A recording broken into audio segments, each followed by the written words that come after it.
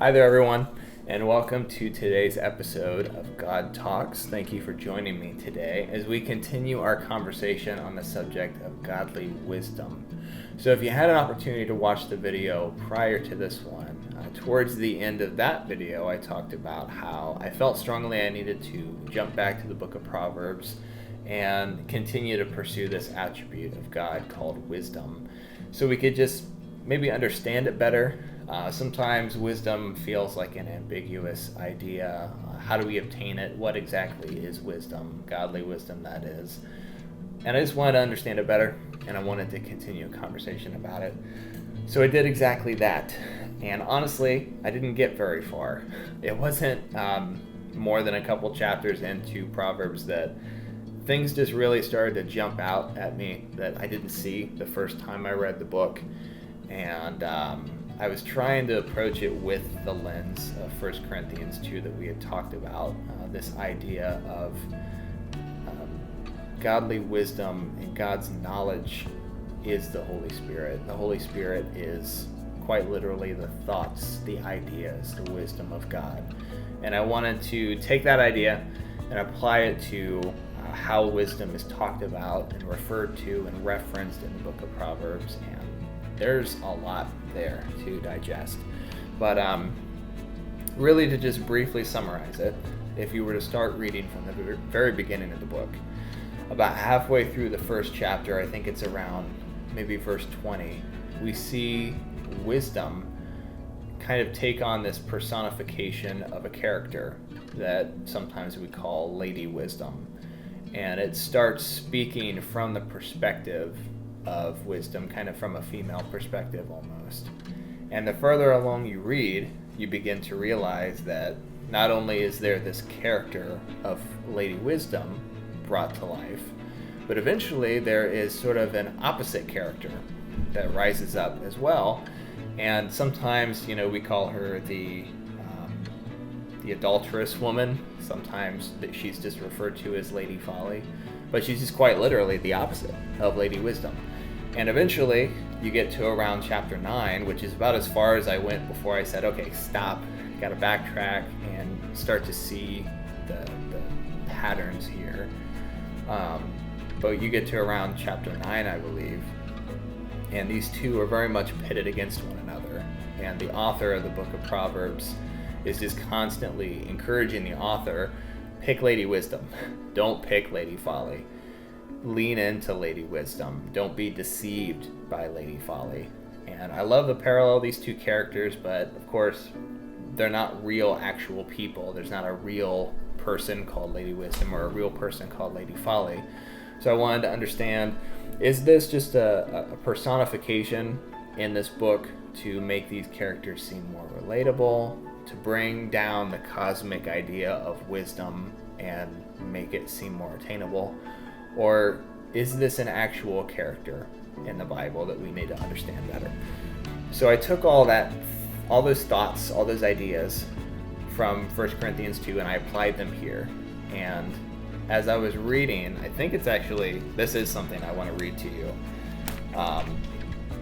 So if you're interested and you have a Bible or a Bible app handy, you could read with me or follow along with me. So in chapter 8 in Proverbs, I want to read verses 22 through maybe like 28-ish, which is really interesting. So this is Lady Wisdom talking. And at this point, she's almost giving like qualifications as to who she is and why you should listen to her, which is really interesting. So check this out. The Lord brought me forth as the first of his works, before his deeds of old. I was formed long ages ago, at the very beginning, when the world came to be.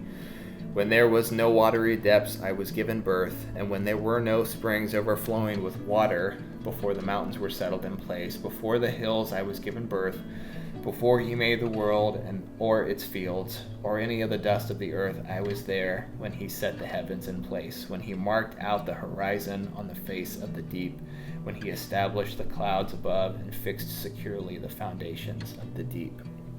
We'll stop right there. So this is that character of Lady Wisdom, quite literally claiming, I've been around since the beginning. I was one of God's very first creations. I was in existence before he created anything else, before he made the sun or the stars or the moon or the earth or anything on the earth. I was there at the beginning, and I witnessed all of those things be created. So wisdom has been along for a long time. It's been around since the beginning. Since God created anything, there was wisdom. So again, I'm reading this right now through this 1 Corinthians 2 lens of God's thoughts, God's wisdom is the Holy Spirit. So looking at that, I begin to come to the conclusion that this character of Lady Wisdom that we see is the Holy Spirit. It is a personification of the part of God that we call the Holy Spirit that's available to us today after the resurrection of Jesus. And it makes even more sense if you were to continue reading in Proverbs, because as I said earlier, eventually this opposing character called Lady Folly rises up to combat Lady Wisdom and lead people astray, to kind of steal people away from Lady Wisdom. And when we read in 1 Corinthians 2, we see that Paul says, we've not been given the spirit of this world, but we have been given the Holy Spirit as a free gift, and that we have the mind of Christ. So when I read this narrative now in Proverbs, these characters, Lady Folly, Lady Wisdom, I see it more as the Holy Spirit, which is the wisdom of God, versus the spirit of this world, which is the enemy, the devil, the principalities and powers, however you want to categorize that opposing force of God that's trying to call people away from Lady Wisdom or the knowledge of God or the Holy Spirit. So it just kind of put all of these lines together for me. It made a lot more sense, and I was like, wow, okay. Pursuing wisdom is slowly starting to become more tangible to me, because wisdom now has a name, it has an origin, and we know that it's available to us.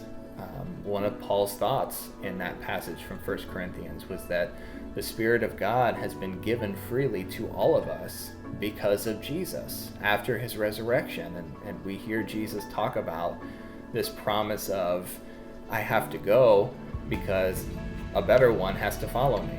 And of course, at the time, they didn't know what he was talking about, but Jesus was talking about how I'm not the best there is for you.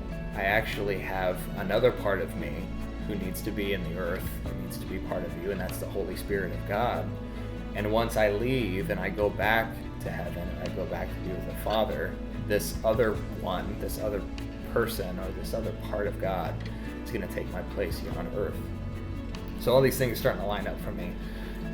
Maybe that doesn't blow your mind as much as it does mine, but I love discovering kind of the metaphoric language here in the book of Proverbs and explaining these characters and giving them personalities. It's almost like revealing the identity of Lady Wisdom.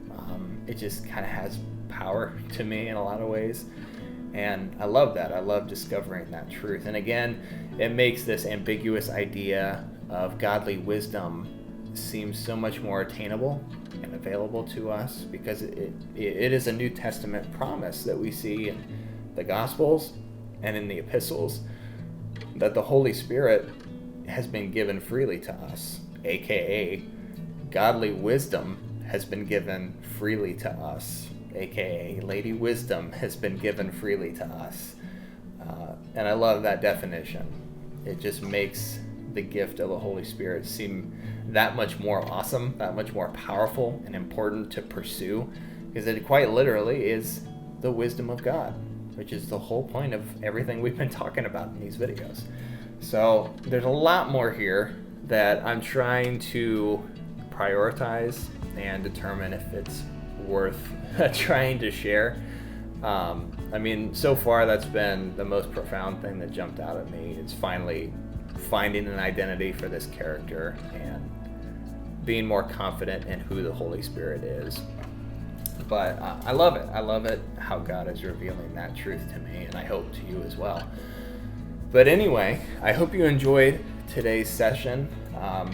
please, if this has impacted you, or maybe you have more questions or even some thoughts, whether they be your agreeing or your contrary thoughts on it, doesn't matter to me. I'd love to hear from you and see what your thoughts are on this particular study. And if you'd like to hear more on godly wisdom, I'd love to keep studying it. I would definitely, I'm planning on finishing the rest of the book of Proverbs, and again, if something really grabs me, I'd love to share it with you. But there are so many other things in my heart too that I'd love to talk about with you guys. So pending on whether or not this is the end of the wisdom talks, but either way, I'm so glad you guys were here today, and I hope you have a great rest of your day.